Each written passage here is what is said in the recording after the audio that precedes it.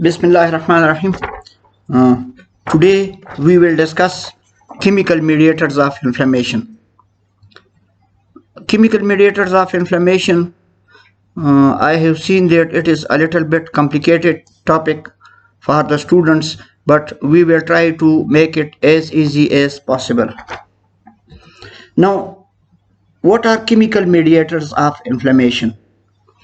You know that inflammation is fundamentally a protective response of the body against the offending agent or tissue damage. Remember two things: the offending agent in the form of microbes or others, and the dead tissue. The inflammation involves responses of the vascular tissue, leukocytes, mast cells, and macrophages to the tissue injury. Microbes, necrotic tissue, or tissue injury can trigger the release of certain soluble factors from the inflammatory cells. Endothelial cells are from the plasma. These soluble factors are called inflammatory mediators, and they initiate and amplify the inflammatory response and determine the clinical and pathological manifestations of inflammation. In this slide you can see that the dead cells and the offending agents, they trigger the plasma, endothelium and inflammatory cells, and then they cause the release of soluble factors known as mediators of inflammation, and these chemical mediators will amplify and operate the inflammation. You can think inflammation as a match and the chemical mediators as the players of the match. Now, before going further into the chemical mediators of inflammation, let us see what are the inflammatory cells. The inflammatory cells, we divide them into granulocytes, those cells that contain granules like neutrophils, eosinophils, basophils and mast cells, and agranulocytes, those cells that do not contain granules.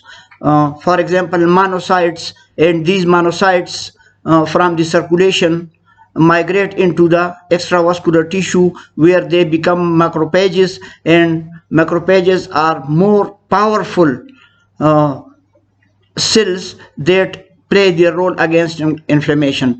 And monocytes are also converted into dendritic cells, which are also known as antigen presenting cells, because first of all they capture the antigen and present parts of that antigen to the other inflammatory cells. Agranulocytes also are the lymphocytes. We divide lymphocytes into large lymphocytes, which are also known as the natural killer cells. They directly attack the virus infected cells and the tumor cells and kill them. The small lymphocytes are divided into two classes: the T cells and the B cells. T lymphocytes and B lymphocytes. B lymphocytes on activation are converted into two types of cells: the memory cells that retain as a part of the acquired immune system in the body, and the plasma cells, and these plasma cells, they will secrete antibodies. The T cells are divided into CD4 T cells and CD8 T cells. The CD4 T cells are further divided into helper T cells, effector T cells and regulator T cells. So all these cells, they will play their role in inflammation, and most of these cells, they will secrete inflammatory mediators and cytokines, and they will also respond to the cytokines. The chemical mediators, they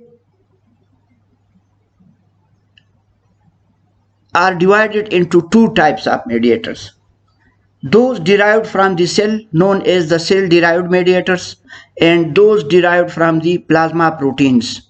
The plasma protein derived mediators, actually they are mostly produced in the liver, and they circulate in the blood in their inactive precursor forms, and when needed they are enzymatically cleaved or broken down into the active mediators. For example, the complement system and kinins.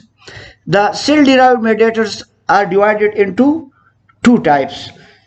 The preformed mediators are those that are already present in the cells. For example, histamine is present in the basophils and mast cells. And the timely synthesized chemical mediators are those that are not present uh, but are produced at the time when they are needed. So they are also called as the timely synthesized chemical mediators, and they include the prostaglandins, which are derived from the arachidonic acid metabolism, and certain cytokines. Now we have to remember something, some points about the chemical mediators of inflammation.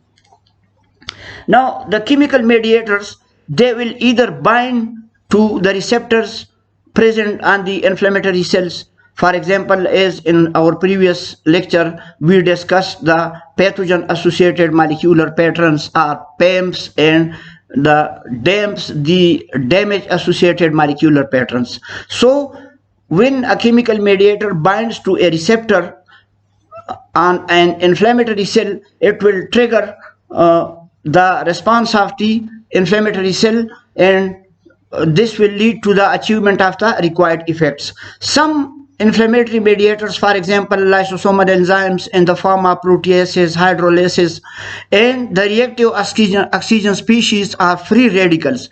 They do not require a receptor, but they have a direct enzymatic or toxic effect on the invading agent. Some points for about chemical mediators of inflammation are important to remember: that they should not be allowed to act for longer, because they carry high risk of damaging the healthy body tissues. So chemical mediators, after they have performed their role, they will quickly decay. For example, the arachidonic acid metabolites in the form of prostaglandins and leukotrienes, so they will quickly decay. And moreover, some chemical mediators, for example, the plasma derived chemical mediators, the kinine system, they are inactivated by enzymes. For example, the kininase enzyme will inactivate the bradykinin. And some chemical mediators, they should be eliminated and neutralized. For example, the antioxidant scavenge system present in the body, it will neutralize the toxic oxygen metabolites. And some chemical mediators, they are to be inhibited. For example, the complement regulatory proteins, they will block and inhibit the components of the complement system. And the purpose behind these 4 points is that the inflammatory mediators are not allowed to go beyond the required effect, because in this situation they will induce damage to the body and the healthy tissues. Now, as I told you that we divide the chemical mediators of inflammation into two types. Type 1 is those mediators that are derived from the cells. They are divided further into preformed mediators, which are already present in the cells, and on degranulation they are released, and they are stored inside these cells in the form of granules. For example, the mast cells, basophils, and platelets, they have granules where they store histamine, and when these cells are degranulated, the histamine is released into the circulation and perform its roles. The other preformed mediator is the serotonin, also known as 5-hydroxytryptamine, and it is stored in the platelets. And remember that the histamine is a strong vasodilator, while serotonin is a strong vasoconstrictor. So these two preformed mediators, they act against each other. Now, coming to the de novo synthesis of inflammatory mediators, which are synthesized only when they are needed, they include the prostaglandins, which are and leukotrienes, which are arachidonic acid metabolites that we will discuss further in detail, and platelet activating factor. And in addition to these three, the prostaglandins, leukotrienes, and platelet activating factors, which are derived from the membrane phospholipid layer, the other newly synthesized chemical mediators include reactive oxygen species in the form of free radicals, and they are used to destroy the microbes, and the nitric oxide, various cytokines, and neuropeptides. The plasma derived mediators, we divide them into three. Number one is the complement system, and the complement system contains up to 9 complement proteins, and we will discuss them in further detail when we discuss the complement system in next lecture. And the other two plasma derived mediators are the kinase system and the clotting system. For example, factor 12, also known as the Hagman factor, which is activated during inflammation. Now, coming to the cell-derived mediators, we divide them into the preformed mediators, which are present in the mostly the histamine, which is present in the mast cells, basophils, platelets, and serotonin, also known as the 5-hydroxytryptamine, and it is present in the platelets. Timely synthesized mediators are prostaglandins and leukotrienes and cytokines. We will discuss it next. So here we discuss the preformed mediators, that are the two, histamine and the serotonin. So whenever you are asked that what are the preformed chemical mediators which are derived from the cells, they are the histamine and serotonin. Histamine will cause vasodilation and increase permeability, the two initial components of inflammation. If you remember that the vascular components of inflammation and the cellular components of inflammation. So the vascular components of inflammation are in the form of vasodilation when the blood vessels increase the caliber of their size, and the increased permeability through endothelial gaps, so that fluid leaves the blood and go into the extravascular tissue. And vasodilation is also responsible for the cardinal signs of inflammation in the form of warmth and redness, erythema. Now, histamine, if it is let to stay for longer, it will cause hypotension, and it will be very damaging to the body, particularly in causing vasodilation. And this histamine is also involved in anaphylactic reactions. For example, the type 1 hypersensitivity reactions, which is mediated by the immunoglobulin E type of antibodies, and these antibodies, they bind to the receptors on the mast cells, to the antigens on the mast cells, and this antigen antibody complex will cause degranulation of the mast cells and release of large amounts of histamine. And histamine can cause severe hypotension, and even it can cause death if not treated well in time. So the use of histamine, it should be limited, and it should be up to the required appropriate secretion of histamine is needed. Now, this histamine, after the release, is soon inactivated by the enzyme histaminase. The platelet-derived mediator, also known as the serotonin, which is 5-hydroxytryptamine, it is mainly involved in the secondary hemostasis that we have studied in hemodynamic, and it in primary and secondary hemostasis, the serotonin acts as a vasoconstrictor during the clotting mechanism. Now, coming to the histamine, what are the triggers for the release of histamine? So we remember 5 triggers. That is physical injury like trauma or heat, immune reactions involving binding of immunoglobulin E antibodies that I said that usually occur in type 1 hypersensitivity reactions, and also known as the anaphylactide reactions. And type 1 hypersensitivity reaction is operated by the immunoglobulin that bind to the antigen on the mast cells and cause extensive release of histamine.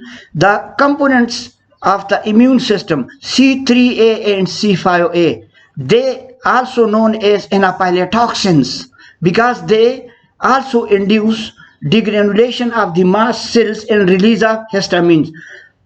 In addition, the neuropeptides, which are molecules secreted by neurons to communicate with each other, they also act as stimulants for the release of histamine. And certain cytokines, for example, interleukin 1 and interleukin 8, they also cause the release of histamine from the mast cells, which are located adjacent to the blood vessels, and the basophils, which are the granulocytes, and the platelets are thrombocytes, and the basophils and platelets, they circulate in the blood. Now, once the preformed histamine present in these cells already in granules is released, it will cause arteriolar vasodilation, and it will cause increased permeability, and it will cause endothelial, venular endothelial contraction, will increase the endothelial gaps, and in this way the fluid and the inflammatory cells, they will leave the blood and will go into the extravascular tissue to the site of tissue injury or to the site of inflammation. Now, serotonin, it is present in preformed granules inside the platelets, and the serotonin is released during the hemostasis, which we have discussed in hemodynamics in the form of primary hemostasis and secondary hemostasis, and we have discussed these days the platelet activation, platelet aggregation.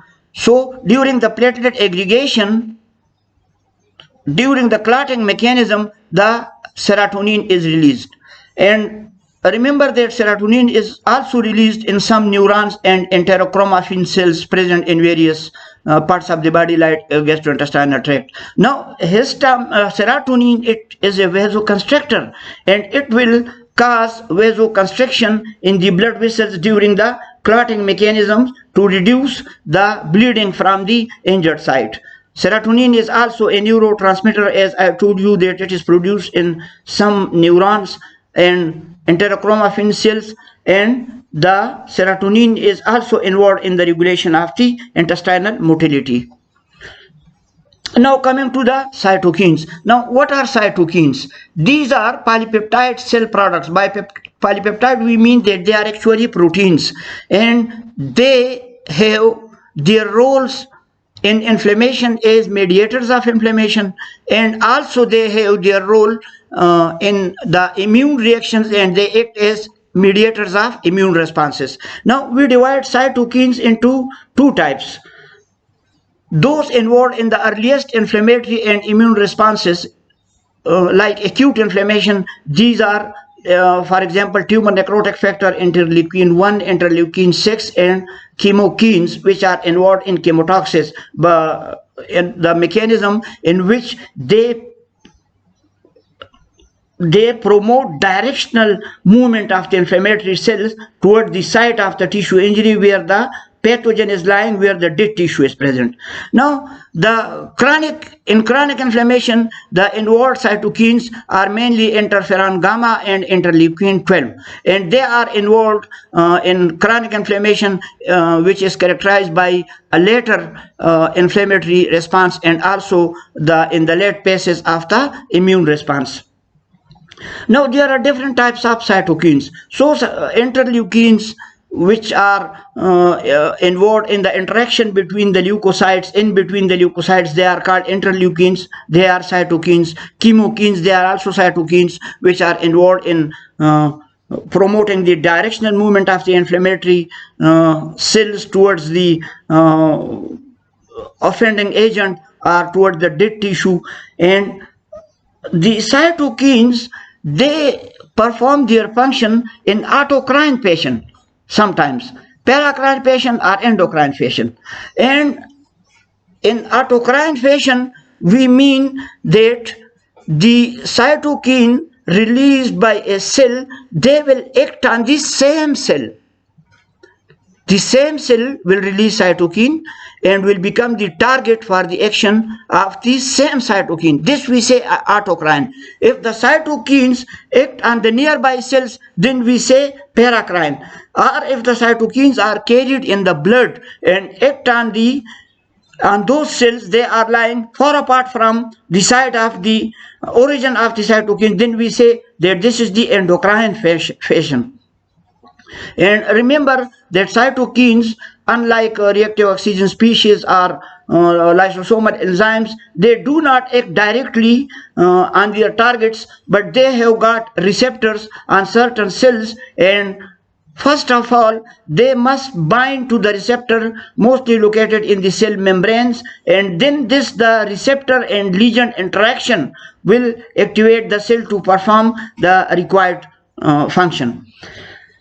Additionally, some cytokines, they also stimulate the bone marrow precursor cells. You know that all the inflammatory cells, they are formed first in the precursor forms or inactive forms, and some cytokines, they stimulate the bone marrow precursor cells to mature, and in this way they replace those cells that are consumed during inflammation and immune responses, and in this way, if you can think, they will maintain a steady population of the inflammatory cells required for the inflammatory process and also immune processes. Now, certain cytokines, they have different types of actions, and we divide the actions of the cytokines into further types. At the top of the cell, you can see the autocrine function of the chemical mediator released by the same cells and acting on the same cells, the paracrine fashion in which the cytokines released by the cell act on the nearby cells, and the endocrine fashion in which the cytokines are released and carried in the blood to the distant cells where they perform their role. Now, one thing is the pleiotropy. In the pleiotropy, we mean that one cytokine, it will perform different functions. In this example, we can see that the interleukin 4, which is released by the activated helper T cells. Now, what it will do, it will act on the B cells. It can activate the B cells, which become activated and functional, and start proliferation and start differentiation into plasma cells to secrete antibodies, right? So interleukin 4 act on B cells, it also act on thymocytes and induces its proliferation to produce the T lymphocytes, and the same interleukin 4 act on the mast cells and cause its proliferation. So here we can see that the interleukin is performing three functions. It acts on B cells, also on thymocytes, and also on mast cells. This is called pleiotropy or pleiotropism. Now, synergy is another characteristic of the inflammatory mediators. In this type of communication, what happens that for a particular function, two mediators are required, and these two mediators, they support each other and will perform their required function. For example, the interleukin 4 and interleukin 5, they will act on the B cells, and the B cells, which converted into plasma cells, normally produce the IgM. It will convert them to produce IgE, and this is known as the class switching. By class switching, we mean that the plasma cells producing initially the immunoglobulin or antibody IgM is now producing IgG, and this function is brought about by the two cytokines, interleukin 4 and interleukin 5. We know that Alone interleukin 5 will activate the proliferation and differentiation of B cells. But along with interleukin 5, it will also induce class switching, in which the plasma cells will switch from producing one type of antibodies, for example IgM, to another type of antibodies, for example IgE. The redundancy is the characteristic of the inflammatory mediators, in which various mediators produce or do the same function. For example, here in redundancy, interleukin 2, interleukin 4 and interleukin 5, all of the three can act on the B cells and cause its proliferation. Right? The other characteristic is the antagonism, in which the cytokines antagonize the effect of another cytokine. In this section we can see that interleukin 4 is involved in B cell class switching from IgM to IgE, but the same T activated helper T cell which produces interleukin 4, it can also produce gamma interferon, and it will block the effect of the interleukin 4. This we say is the antagonism. There is another function and characteristic of the inflammatory mediators, which is known as the cascade induction or positive feedback. For example, activated T cells secrete interferon gamma, which stimulates the macrophages to produce interleukin 12, and the interleukin 12 will activate and stimulate the T cells to produce more interferon gamma. Thus, the macrophages, they secrete interleukin 12, and interleukin 12 will activate the T cells to secrete interferon gamma, and this is known as the cascade induction or positive feedback. Now, by this we have finished the preformed cell-derived mediators, chemical mediators of inflammation, and now we proceed to the timely synthesized mediators, and one of the major component is the arachidonic acid metabolites. So what is arachidonic acid?